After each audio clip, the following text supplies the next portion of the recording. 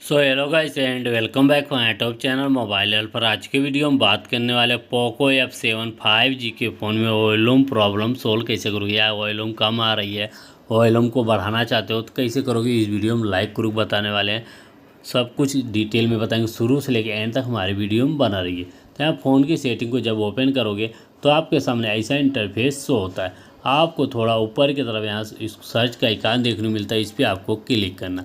यहाँ पे जैसे सर्च के आइकन पे यहाँ पे क्लिक करते हो तो आपके यहाँ पे सर्च कर लेना MONO, इतना लिख के सर्च करोगे। फर्स्ट वाला ऑप्शन देखने को मिलेगा मोनो का, इस वाले ऑप्शन पे आपको क्लिक करना।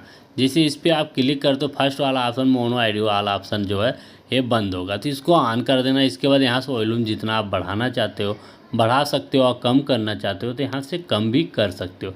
तो हमारी वीडियो कैसी लगी कमेंट में ज़रूर बताना। अगर हमारी वीडियो आपको यूजफुल लगे तो लाइक कीजिए और शेयर कीजिए। चैनल